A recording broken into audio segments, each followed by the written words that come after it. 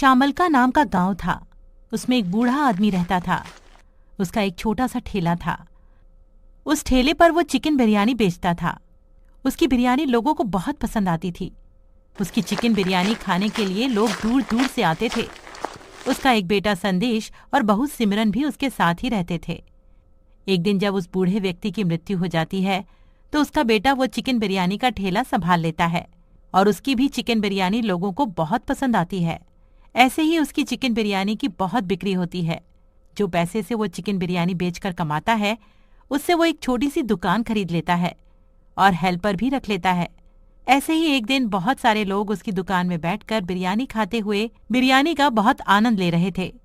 वो ये सब देखकर सोचता है, अब तो बहुत लोग मेरे हाथों की बिरयानी खाने आते हैं। लगता है लोगों को मेरे हाथों की बिरयानी बहुत पसंद आने लगी है। आज तभी तो सारी बिरयानी खत्म हो गई, बस थोड़ी सी बची है। संदेश ये सोच ही रहा होता है कि तभी वो देखता है कि कमला ताई जल्दी जल्दी उसकी दुकान की ओर आ रही होती है। ये देख संदेश कहता है, अरे ये देखो कमला ताई भी आ गई। और कमला ताई इतनी जल्दी जल्दी कैसे आई हो? आओ बैठो, हाफो मत। क्या बताऊं संदेश बेटा, आज मेरे घर अचानक से ही कुछ मेहमान आ गए। उन्हीं के लिए बिरयानी लेने आई हूँ। उन्हें भी तो तेरे हाथ की बिरयानी बहुत पसंद है ना। तो कमला ताई कितनी पैक कर दूं? ज्यादा नहीं बेटा, बस 5 किलो बिरयानी पैक कर दो। हाँ हाँ कमला ताई, बस अभी पैक कर देता हूँ। अभी कुछ देर पहले ही बनाई है, बिल्कुल ताजी है और गर्मा गर्म है। मैं उम्मीद करता हूँ कि तुम्हारे मेहमानों को ये बिरयानी बहुत पसंद आएगी। हाँ संदेश बेटा, वो तो उन्हें तुम्हारे हाथों की बिरयानी पहले से ही बहुत पसंद है, तभी तो उनके आते ही तेरे पास आ गई हूँ। संदेश कमला ताई को बिरयानी पैक करके दे देता है और कमला ताई भी पैसे देकर वहां से चली जाती हैं। संदेश की रोज अच्छी खासी बिक्री हो जाती है और तो और त्योहारों के समय में भी उसकी अच्छी खासी बिक्री हो जाती थी। लेकिन संदेश जो कमाता था वो उसमें खुश नहीं रहता था। संदेश लालची किस्म का आदमी था। एक शाम संदेश अपने घर पैसे देखकर सोचता है, अरे ये क्या, बस आज इतनी ही कमाई हुई है?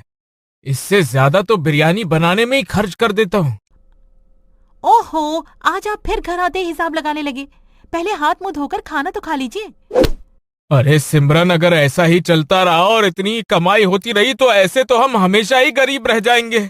अजी आप चिंता क्यों करते हैं, धीरे धीरे सब ठीक हो जाएगा। और वैसे भी हमारी दुकान पर बहुत ग्राहक आते हैं, हमारे लिए इतना ही काफी है और हम पैसे बचाकर चलेंगे तो सब ठीक हो जाएगा। अरे सिमरन, बिना कुछ करे कुछ ठीक नहीं होगा। लगता है मुझे ही कुछ करना पड़ेगा। संदेश सोचने लगता है कि बिरयानी बनाने में पैसा कम खर्च कैसे हो, तो वो फिर बिरयानी के चावलों की जगह राशन के चावल से ही बिरयानी बनाने लगता है। और उसके बाद जब ग्राहक उसकी दुकान पर बिरयानी खाने आते हैं, अरे संदेश भाई, आज बिरयानी में पहले जैसा स्वाद नहीं आ रहा है। अरे सोनू, इतनी अच्छी बिरयानी है और आज तुझे पसंद नहीं आ रही? इतने कम दामों में इतनी अच्छी बिरयानी तुझे कहीं नहीं मिलेगी। अरे संदेश भाई, आप तो बुरा मान गए, मैं तो मजाक कर रहा था। आपकी बिरयानी बहुत अच्छी है। तभी कुछ और ग्राहक संदेश की दुकान पर आ जाते हैं। संदेश उन्हें भी बिरयानी खिलाने में व्यस्त हो जाता है। ऐसे ही कुछ दिन बीत जाते हैं। फिर संदेश घर पहुंचता है और देखता है कि अब भी उसकी कुछ ठीक ठाक कमाई नहीं हो रही है। अब भी बस वो 4-5 हजार ही कमाता है। ये देखकर एक दिन वो सोचता है, लगता है ऐसे ही कुछ नहीं होगा। मुझे बिरयानी के साथ सलाद और चटनी हटानी होगी। खाली बिरयानी ही देनी होगी ग्राहकों को, शायद ऐसे कुछ पैसे बच जाए।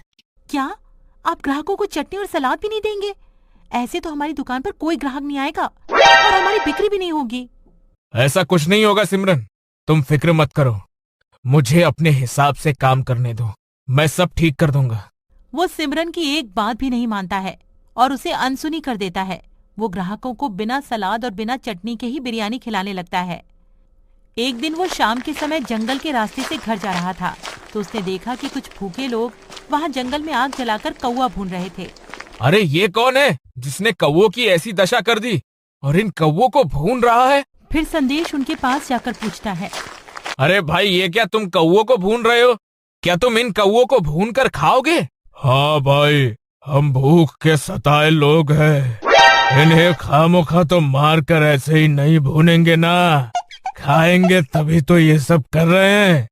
अब हमारे पास इस मजबूरी में कुछ खाने के लिए तो है नहीं, तो सोचा इन कौवों को ही मार कर खा ले, कुछ पेट तो भरेगा हमारा। क्या तुम इन कौवों को सच में खाओगे? अरे हाँ भाई, अपने पेट के लिए कुछ तो खाएंगे ना। आप भी खाओगे क्या? अरे नहीं नहीं, आप ही खाओ, मैं यहाँ से चलता हूँ। वैसे ये सही है, चिकन तो वैसे भी बहुत महंगा मिलता है। मैं ऐसा करता हूँ, कुछ कौवों को पकड़कर चिकन बिरयानी में मिलाकर लोगों को खिलाता हूँ। उन्हें वैसे भी कुछ नहीं पता चलेगा और सस्ता भी पड़ेगा। मुझे पैसे भी खर्च नहीं करने पड़ेंगे। उन लोगों को देखकर संदेश को कौवा बिरयानी बनाने का ख्याल दिमाग में आता है और फिर वो अगले दिन बची हुई कुछ बिरयानी कौवों को बुलाकर उनके लिए खाने को फेंक देता है और फिर जाल बिछाकर उन्हें पकड़ लेता है। उन्हें पकड़कर वो उन्हें काटकर बिरयानी में मिलाकर बिरयानी बना लेता है और दुकान में ले जाकर बेचता है। दुकान पर लोग आने शुरू होने लगते हैं। चिकन की जगह कौवे का मांस खाकर एक ग्राहक बोलता है, अरे संदेश भाई, आज ये क्या, बिरयानी में एक भी लेग पीस नहीं है और आज भी बिरयानी का स्वाद कुछ ठीक नहीं है, कुछ अलग सा है। ओहो, हर बार तुम्हारी थाली में लेग पीस आए, ये जरूरी तो नहीं है ना। जो तुम्हारी थाली में है चुपचाप खा लो।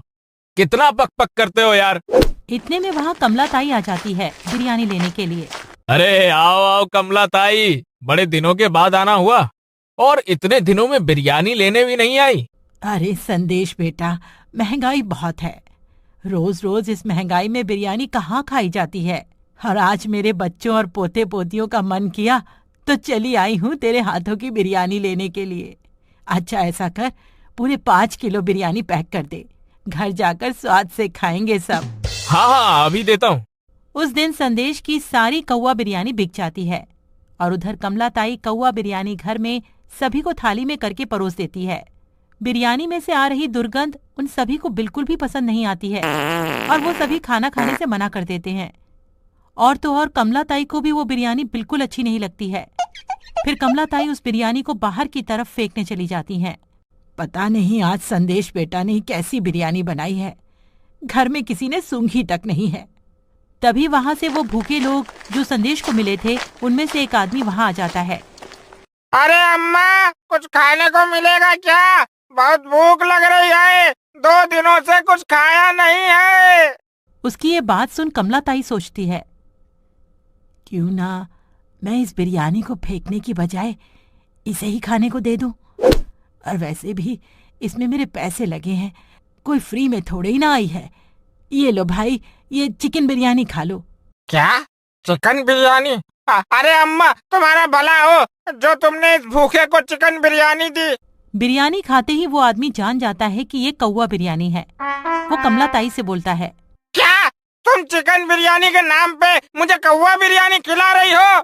क्या कौवा बिरयानी? हाँ हाँ, कौवा बिरयानी मैंने बहुत खाई है जंगल में। और ये जो छोटे छोटे पीस तुम खिला रही हो ना, ये चिकन के नहीं है बल्कि कौवे के हैं। कोई बात नहीं, चिकन बिरयानी जैसी स्वादिष्ट तो नहीं, लेकिन भूख को कौवा बिरयानी भी मिटा सकती है। अच्छा, तभी मैं सोचूं कि घर में किसी ने भी ये बिरयानी चख कर तक नहीं देखी और खाने को मना कर दिया। अच्छा भैया सुनो, तुम कल भी आना। हाँ, मैं तुम्हें कल कौवा बिरयानी की जगह चिकन बिरयानी खिलाऊंगी। हाँ। वो आदमी ये बात सुनकर खुश हो जाता है और वहाँ से चला जाता है। वहीं दूसरी तरफ संदेश फिर से कौवों को काटकर उनका मांस निकाल रहा होता है। तभी वहाँ उसकी पत्नी सिमरन आ जाती है और वो उसे कौवों का मांस निकालते देख लेती है। ये क्या कर रहे हो तुम? इस मांस का क्या करोगे? अरे इतना हैरानी से क्या देख रही हो? मैं बिरयानी में चिकन की जगह कौवे का मांस मिलाकर बनाता हूँ। अरे आज आप ये कैसी बातें कर रहे हो? क्या लोगों को चिकन बिरयानी की जगह कौवा बिरयानी खिलाने लगे हो? आप लालच में इतने अंधे हो गए हो कि लोगों के साथ धोखा कर रहे हो। अगर ये बात लोगों को पता चल गई तो वो हमें छोड़ेंगे नहीं। अरे तुम चिंता मत करो, लोगों को कुछ पता नहीं चलेगा। और पहले भी मैंने लोगों को चिकन बिरयानी की जगह कौवा बिरयानी खिलाए है, लोगों को कुछ पता नहीं चलता है और इसमें हम बहुत पैसा भी बचा पाएंगे। हे भगवान जी, तुम ये सब जो भी कर रहे हो ये सब ठीक नहीं है। लोगों के साथ ऐसा मत करो। अरे अब बस भी करो, बहुत बोलती हो तुम सिमरन। तुम चुप ही रहा करो और मुझे जाने दो, दुकान खोलने का समय हो रहा है। चलो चलो जाओ यहाँ से अब। संदेश दुकान पर पहुंचता है और देखता है कि बहुत से लोग उसकी दुकान पर खड़े हैं। वहाँ पर बहुत भीड़ लगी थी। लगता है लोगों को मेरी कौवा बिरयानी बहुत पसंद आ रही है, तभी तो सब इतनी जल्दी दुकान पर आ गए। मेरे लिए तो अच्छा ही है, आज भी बहुत बिक्री होगी और बहुत पैसे आएंगे। संदेश इतनी भीड़ को देखकर बहुत खुश हो जाता है और दुकान पर जाता है, लेकिन वो सभी लोग संदेश की ओर घूर रहे थे और उनके साथ गांव का सरपंच और मुखिया भी थे। अरे क्या देख रहे हो तुम सब? अरे ये क्या, सरपंच और मुखिया भी आए हैं? आ गए हो तो तुम सब लाइन लगाकर खड़े हो जाओ, मैं सबको अभी गर्मा गर्म चिकन बिरयानी खिलाता हूँ। और सरपंच जी और मुखिया जी आप यहाँ आकर बैठ जाइए। अरे छोटू, सरपंच और मुखिया जी के लिए पानी तो लेके आ। क्या चिकन बिरयानी या कौवा बिरयानी खिलाओगे? क्या कौवा बिरयानी? अरे क्या कमला ताई, सुबह सुबह भांग चढ़ाकर आई हो क्या, जो नशा हो गया है तुम्हें, और कुछ भी बके जा रही हो? अरे संदेश, कमला ताई ठीक कह रही है। कल तुम्हारे यहाँ की बिरयानी खाकर मेरे घर वालों का पेट खराब हो गया और उन्हें उल्टियाँ और दस्त लग गए। अरे ये सब ठीक कह रहे हैं, मेरे घर वालों ने खाना तो दूर देखी तक नहीं। वो तो भला हो उस अनजान व्यक्ति का जिसने वो बिरयानी खाकर मुझे बता दिया कि वो चिकन बिरयानी नहीं बल्कि कौवा बिरयानी है। मेरे तो सारे पैसों में आग लग गई। अरे मैंने तुझे ये क्या बताया कि मैं कौवा पकड़कर भून कर खाता हूँ? तूने तो चिकन बिरयानी के नाम पर लोगों को कौवे की बिरयानी खिला दी, वो भी पागल बनाना शुरू कर दिया। हाँ, इसे ऐसे नहीं छोड़ना चाहिए। देख रहे हो सरपंच जी और मुखिया जी, ये कैसे लोगों को पागल बना रहा है। चिकन बिरयानी के नाम पर कौवा बिरयानी खिलाता है। अरे लोगों के सामने मिलावट कर रहा है ये मिलावट का खाना खा के सबकी हालत खराब है। इन्हें हम ऐसे नहीं छोड़ेंगे। सरपंच जी, मुखिया जी, इन्हें आप कोई कड़ी से कड़ी सजा सुनाइएगा। संदेश, तुम ऐसा क्यों करते हो? तुम्हारे ऐसा करने से सब लोगों की हालत खराब है। इसके बारे में तुम कुछ कहना चाहोगे? तुम्हें कुछ सफाई देनी है? सरपंच जी और मुखिया जी, मुझे माफ कर दीजिए, मैं लालच में आकर अंधा हो गया था। अरे तुम्हें ऐसे नहीं छोड़ सकते, कल को तुम फिर कोई और गलती करोगे, इसीलिए मैं तुम्हें इसी वक्त गांव से बाहर जाने का आदेश देता हूँ। उसे सब लोग मिलकर गांव से बाहर निकाल ही रहे थे कि उसकी पत्नी सिमरन वहां आ जाती है और हाथ जोड़कर माफी मांगती है। हमें माफ कर दीजिए, ये ऐसी गलती दोबारा नहीं करेंगे। सरपंच जी हमें माफ कर दीजिए। अपने गांव का समझकर सरपंच और मुखिया जी उन्हें माफ कर देते हैं और उन्हें गांव में ही रहने देते हैं। मूर्ख संदेश अपने लालच में आकर अपनी बिरयानी से भी हाथ धो बैठता है। अब उसकी दुकान पर कोई ग्राहक नहीं आता है। इसीलिए मेरे दोस्तों, किसी ने सच ही कहा है कि लालच बुरी बला है।